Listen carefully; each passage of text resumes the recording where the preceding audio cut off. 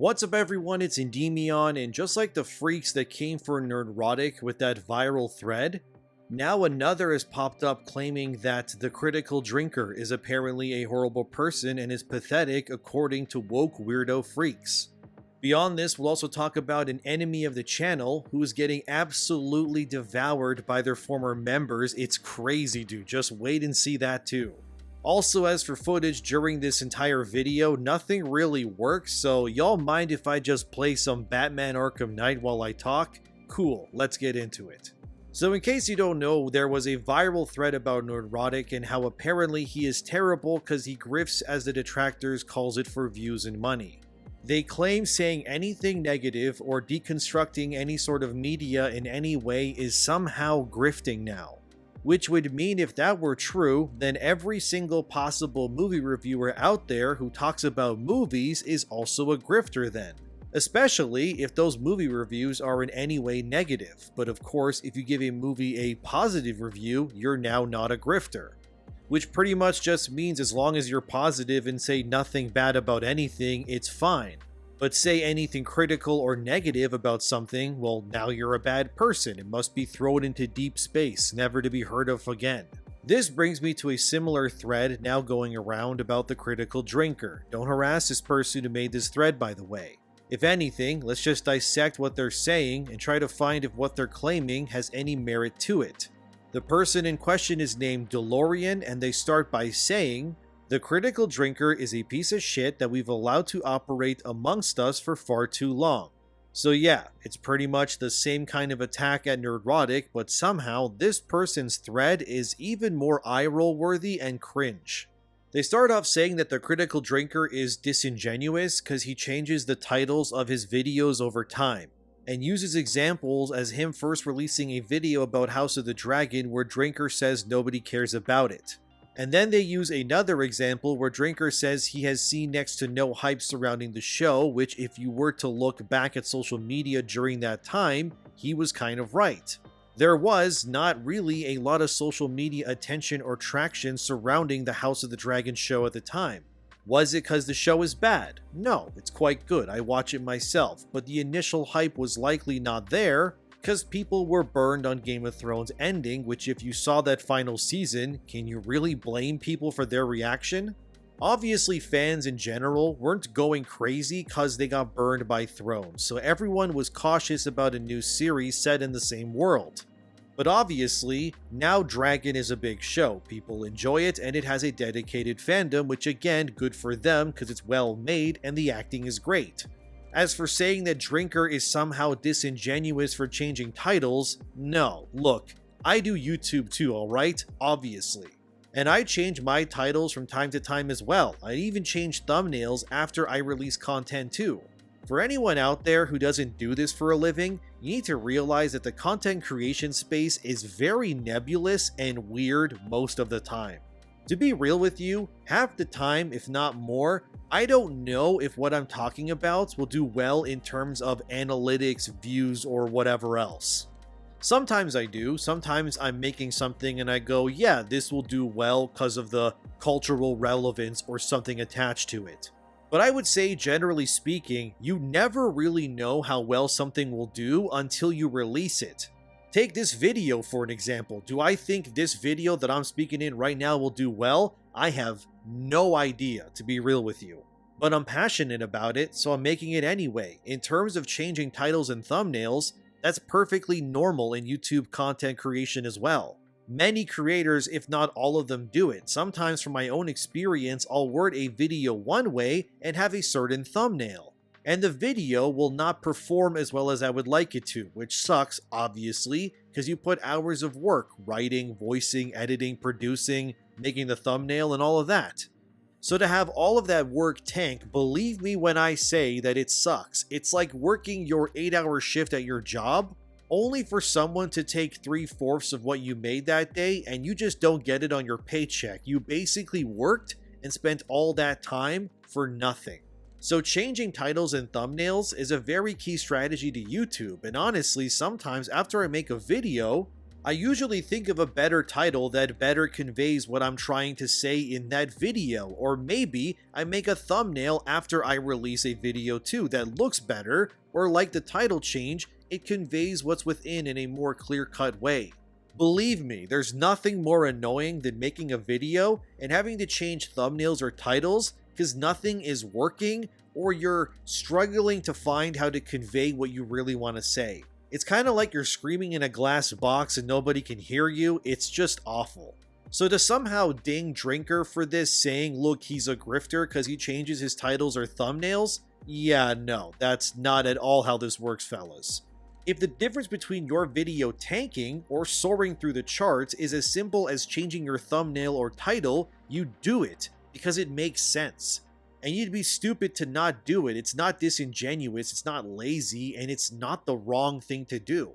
The thumbnail and title are honestly, I'm not kidding you, the most important parts of your video. I would even argue at times that they're more important than the video themselves. Because you could make the most amazing video ever, but if your thumbnail and title are not good or catchy, nobody's going to watch it. You likely clicked on this because of the thumbnail or title, which kind of proves what I'm saying too. So to somehow attack Drinker for this? No, sorry, that's not how YouTube works. And I can tell that this person trying to attack Drinker is very clearly someone who is oblivious to content creation as a whole. Because if they did make anything and put their name out there, they'd know that this is a very tone-deaf and moronic take. They then post this photo showing a video at the top here where Drinker reacts to Prey's movie trailer. You know, the movie where the Predator fights the Native Americans, where he says in his title that he doesn't think it looks all that great at first glance. But of course, once he saw the movie, he then makes a review calling the film good. This somehow means that he's a grifter.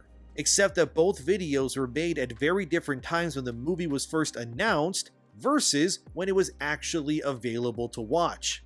It's almost as if YouTubers are human beings with their own opinions and will give credit where it's due. I remember being very skeptical of Beau DeMayo, who was the producer and writer of X-Men 97, because the designs like Rogue's ass were nerfed into the ground. And at the time, everything that was coming out from Marvel was pretty woke and cooked across the board, you know, Secret Invasion and all of that. So I rolled my eyes when I saw X-Men 97, because I thought to myself, here we go again, another beloved property ruined. Yet, that wasn't the case. The show was genuinely great, and my fears were washed away, and I publicly apologized to Beau DeMayo and said, you know what? This guy, he actually knows what he's doing. Was I wrong to make a video back before the show was out claiming that I was skeptical of the series? No, because how could I know without having seen it yet if it was going to be good yet? And the only basis I had for whether a Marvel product could be good or not was the myriad of piss-poor projects that released around the time 97 did. And thankfully I was wrong, and clearly Drinker had a similar situation with Prey. He saw the female strong character, the Predator, and all the men being killed, and it was like, will this be another one of those movies, like so many others before it?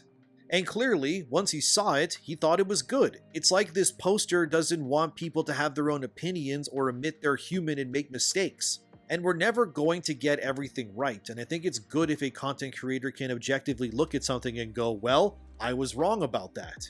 It doesn't only show growth but maturity, and unfortunately this poster of this thread so far has done nothing but prove that they lack that maturity in spades. They then say, just the statement of modern movies sucks has been talked about widely because obviously, who would ever say that while not watching a majority of modern movies?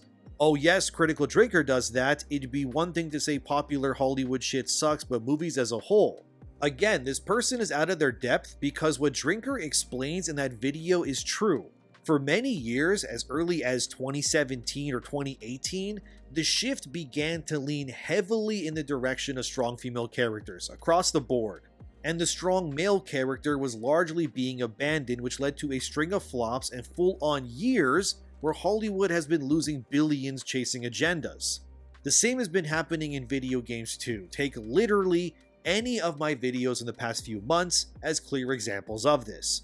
Trying to say that media in general doesn't hate men, especially between the years of 2018 to 2023, is just insane and tone deaf for obvious reasons. Just look at how many bad games, the whole sweet baby nonsense, the MCU as Nerdrotic coined it all brought everything down.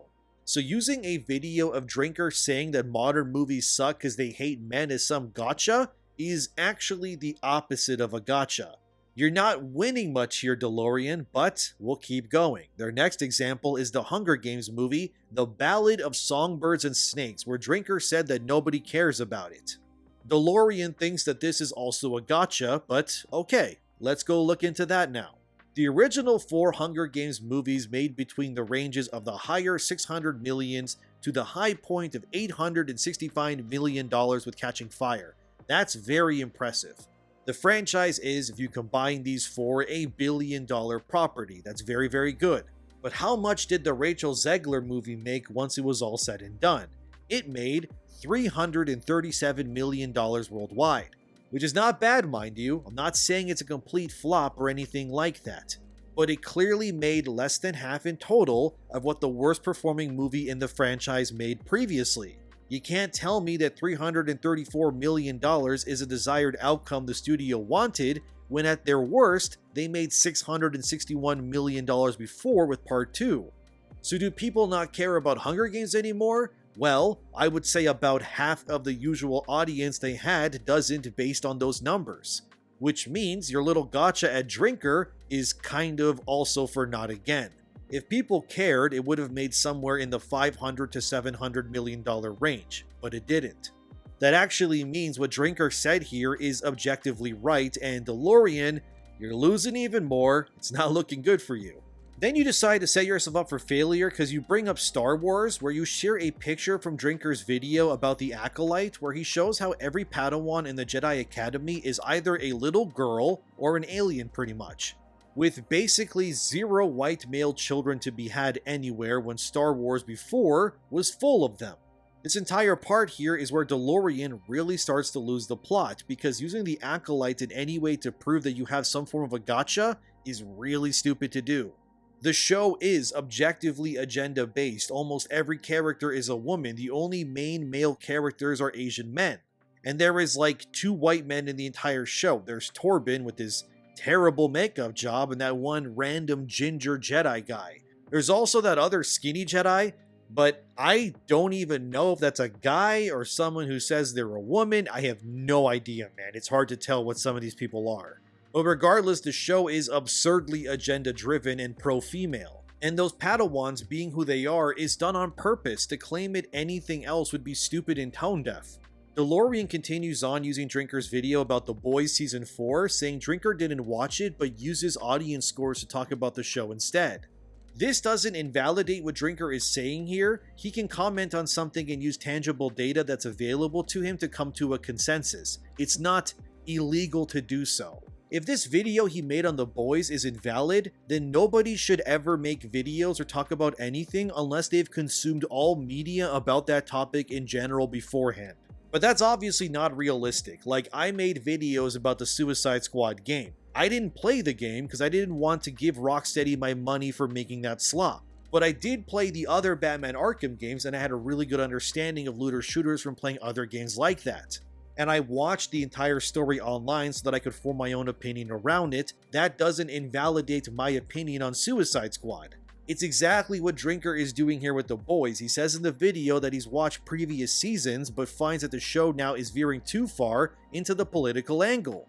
And painting characters like Homelander as some sort of Trump stand-in, which he's right by the way.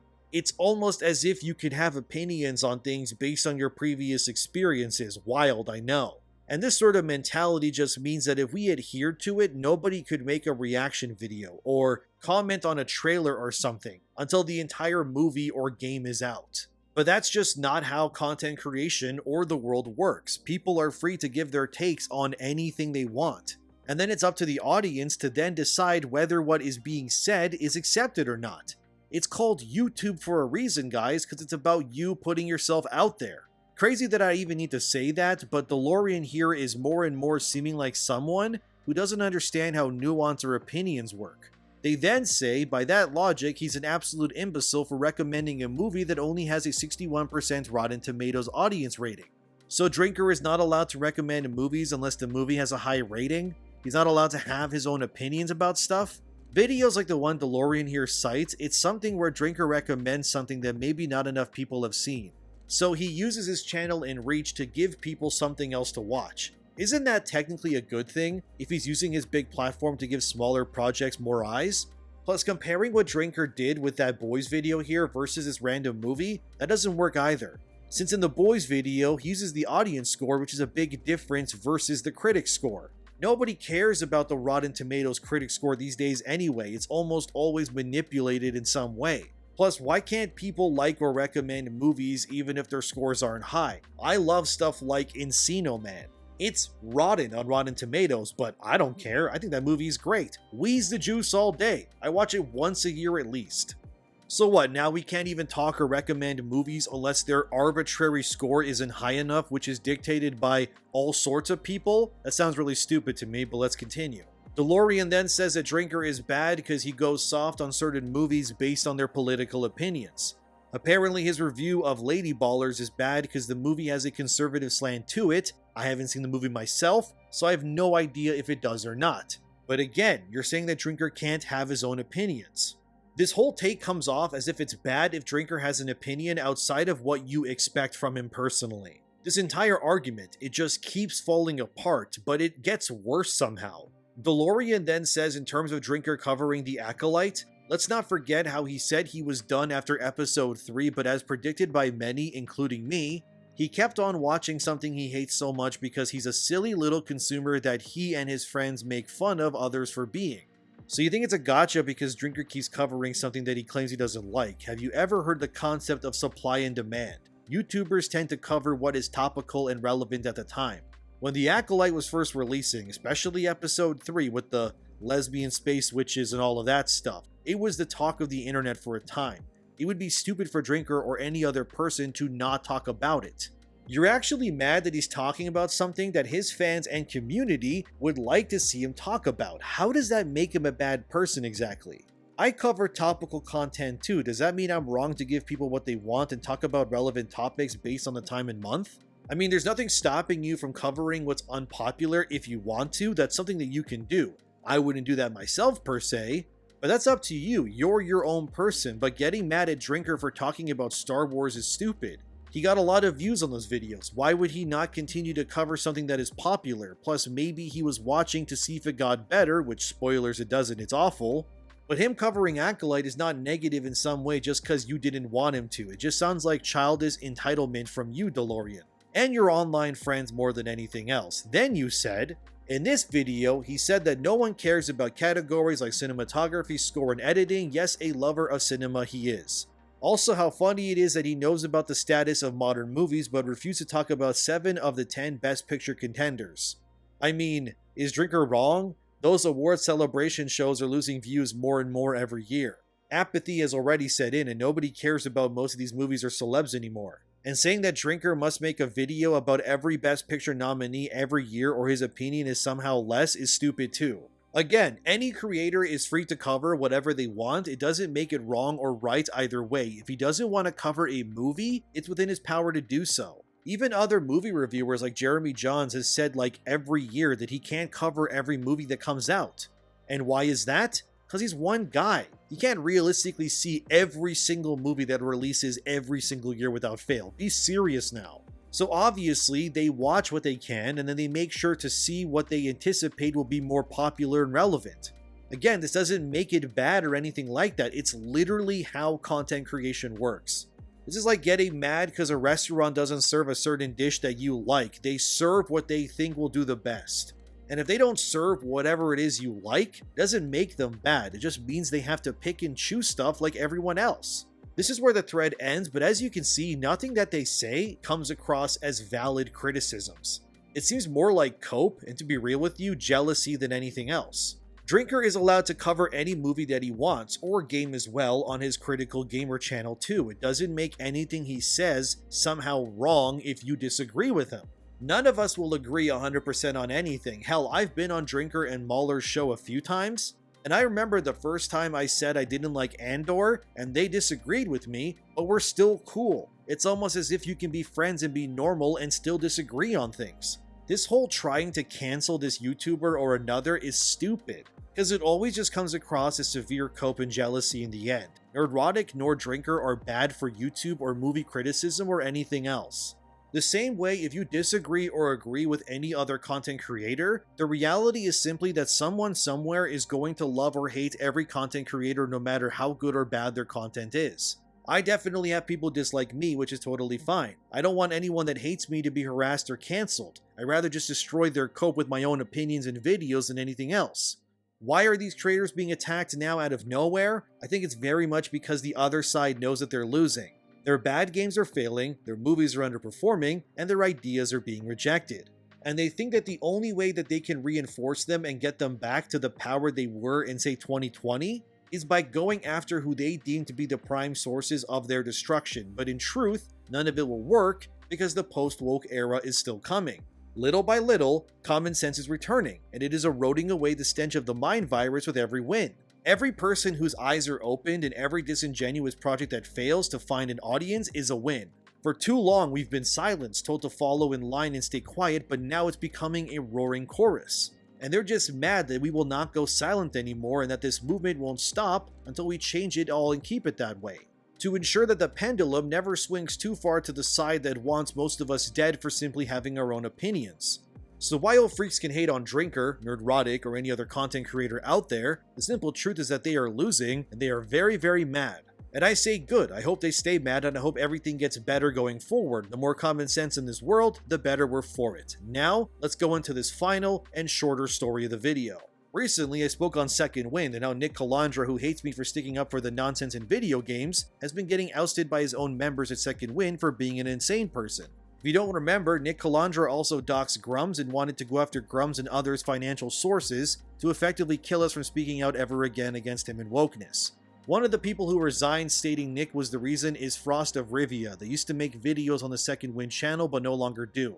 Well, there's been an update and it's wild, dude, so let me read you what Frost said via Twitter, and I quote, "Small update, my intentions and actions are no different than what Nick Calandra and I worked on prior to my resignation, finding facts, informing people, and rooting out bad actors in the industry. On August 3rd, Nick Calandra and I were in a video call. The meeting was to come to a resolution and was put together and moderated by a mutually trusted Second Wind group member I will refer to as moderator to maintain their anonymity for now.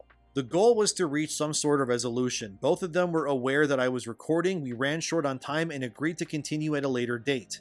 I fact-checked Nick in the interim and found lies throughout. It was a waste of time if Nick refused to be 100% honest with moderator and me. When I brought this up to moderator, I was told Nick had already backed out of finishing the meet. The video I am making is to explain each and every word of my resignation, provide a timeline, and supporting evidence. Since my resignation, the project has grown considerably. Nick's old co-workers from various outlets over the past 6 years reached out to me with grievances that echoed the ones in my resignation. I've been working non-stop to make sure every allegation is legitimate. Now I believe that Nick Calandra should be removed from Second Wind Group as well as the video game industry at large. He's shown a consistent pattern of behavior and goes against everything we were supposed to stand for: consumers, developers, games media, and workers. While the problems in Second Wind Group run deep, it seems it never stood a chance so long as it continued to give this man the benefit of the doubt. That is backed up by my own experience and evidence, as well as those of Nick's former co-workers and bosses, some of which Nick accidentally revealed during the call. Moderator is aware that I believe the systematic issues in Second Wind Group run too deep for them to be fixed unless moderator steps up and takes charge of the situation for everyone's sake. I still believe the group can be fixed, but not with those systems and not with Nick Calandra. Moderator is also aware that I will not return to Second Wind Group, but I would help create new systems, lay out a content strategy, and continue as a co-chair in streams if the team desired. I hold no ill will towards the rest of them. I also like this to be a wellness check for me and a thank you to those of you reaching out with support. Despite it all, I am in good spirits, just a little sleep deprived. I know all of this appeared heated and irrational, but it's a decision I took with a clear head and plenty of deliberation.